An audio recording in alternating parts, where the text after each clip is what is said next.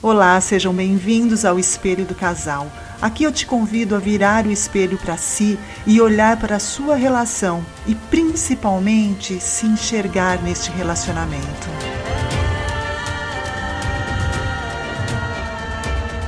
Olá, sejam bem-vindos a mais um episódio do Espelho do Casal.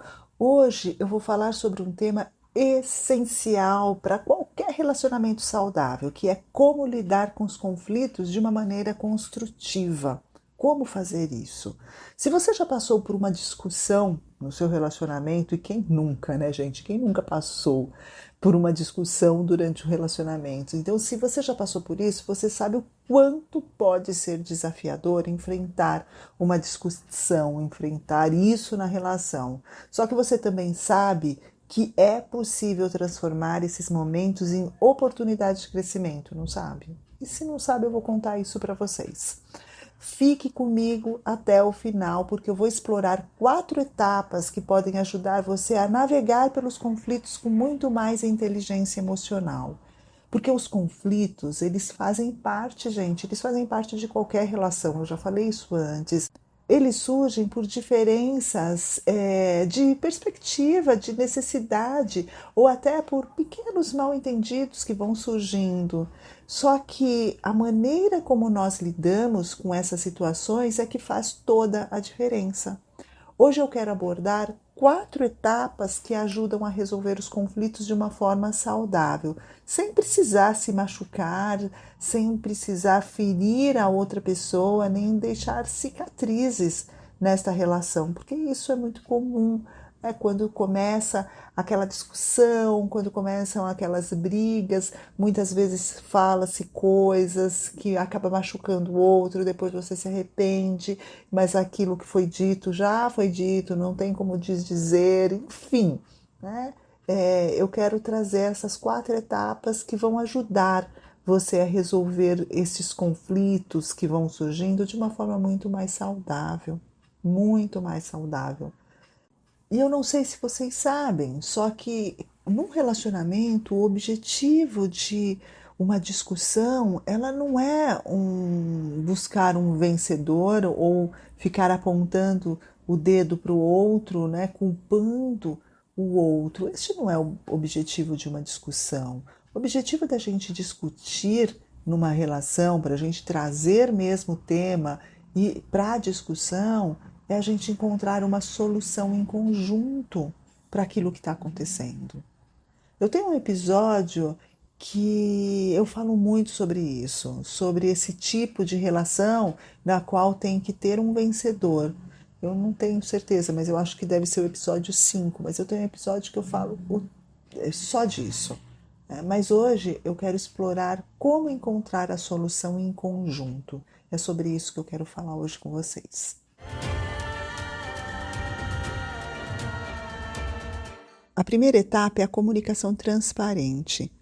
Muitas vezes, gente, nós vamos engolindo aquilo que nos traz aquele desconforto e vamos deixando passar coisas que nos incomodam, e isso vai virando uma bola de neve interna ali dentro da gente. Muitas vezes a gente evita conversas, a gente evita falar sobre o que nos incomoda por medo de conflito, por medo de brigas. Eu já ouvi muito isso.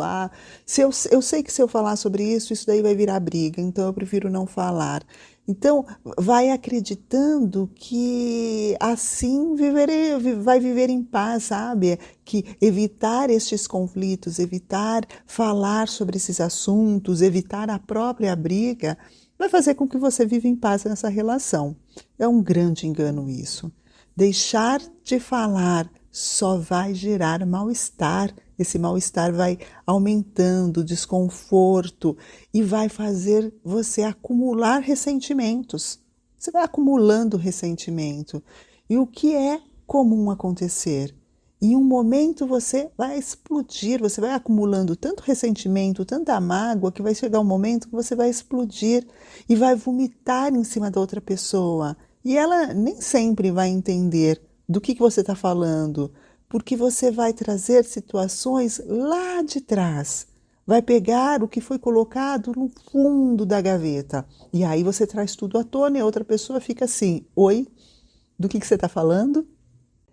E quando você não faz isso, quando você não explode dessa forma, vomitando em cima do outro e continua acumulando, o que vai acontecer? Você vai adoecendo. A pessoa vai adoecendo, as doenças vão surgindo, você se torna uma pessoa muito mais depressiva, rancorosa, seu corpo começa a reagir a isso de uma forma negativa, você começa a ter dores, enfim, isso é o que eu quero dizer que você vai adoecendo, sabe? Então, gente, é super, super importante falar sobre os seus incômodos logo no início. Logo no início que ele acontece, que eles estão acontecendo, você precisa falar. Assim você evita que esses sentimentos cresçam e prejudiquem a relação. E é tão importante fazer isso e fazer de uma forma muito simples, muito simples. Por exemplo, né, de como que vocês podem fazer isso? Imagina que o seu parceiro ou a sua parceira esqueceu de algo importante, como uma data especial, ou uma promessa, ou algo que disse que iria fazer. Estou trazendo um exemplo bem simples. Ao invés de você ir acumulando a mágoa porque a pessoa não lembrou, então se a pessoa não lembrou é porque ela não gosta de você, porque você não é uma pessoa importante, porque a tendência é ir criando essas fantasias, não lembrou de mim é porque não gosta de mim, não quebrou, enfim, não se fala a respeito. Então, no lugar de você ir acumulando essa mágoa, é essencial que você comunique o que você sentiu, porque isso foi muito importante para você. Entendem? Você pode dizer algo como: quando você esqueceu, eu me senti desvalorizada porque isso significa muito para mim, era algo muito importante para mim. Com isso, você está sendo transparente, direta e, ao mesmo tempo, está sendo respeitosa na sua colocação.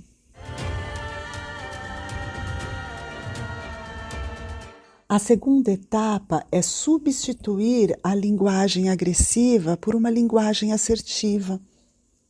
Em momentos de frustração, é fácil a gente escorregar para um tom mais acusatório, apontando o dedo para outra pessoa, dizendo o que ela fez ou deixou de fazer. É muito fácil a gente chegar nisso, né? Começar a apontar o dedo, brigar com a outra pessoa, acusar a outra pessoa.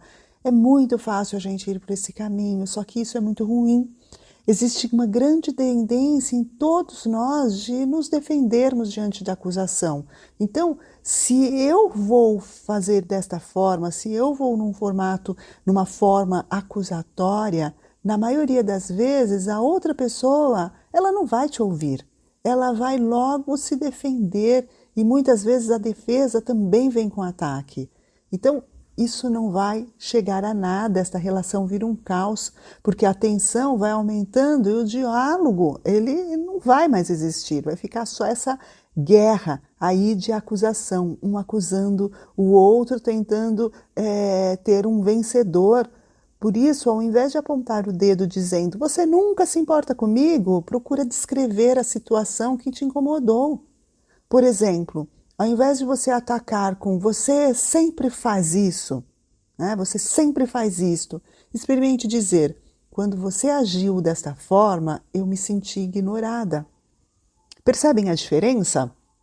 Dessa maneira, você está focando na situação e não na personalidade da pessoa, o que diminui a chance de defesa e abre espaço para um diálogo. Prestem atenção nisso, prestem atenção, foquem na situação quando for falar. Então, é isso que é uma linguagem mais assertiva e não agressiva, porque quando eu acuso o outro, quando eu fico apontando o dedo no outro, o que ele fez ou deixou de fazer, eu estou agindo normalmente de uma forma muito agressiva, culpando a outra pessoa, responsabilizando a outra pessoa por tudo.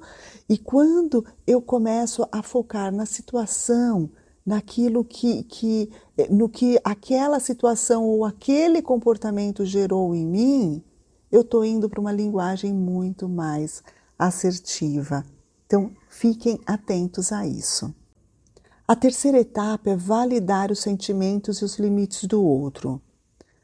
O que é isso? Em uma discussão, é muito comum que cada um esteja tão focado em expor seus sentimentos que acaba esquecendo de escutar o outro.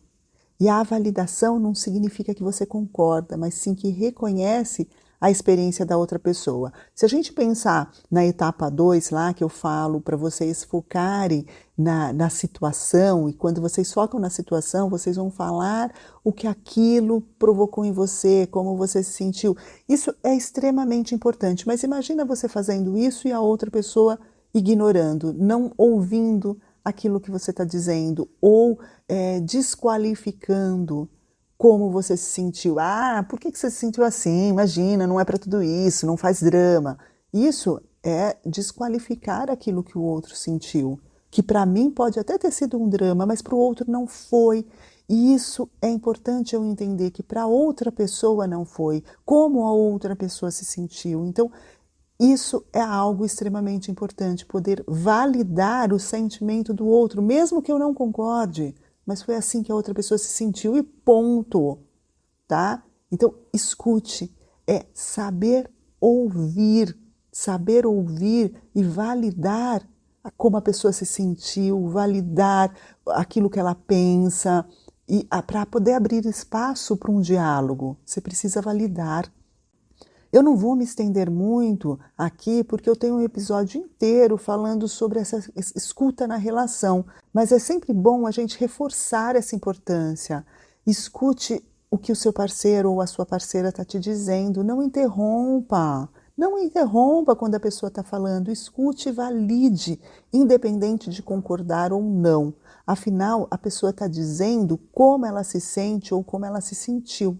Mesmo que você não teve a intenção, foi dessa forma que chegou na outra pessoa.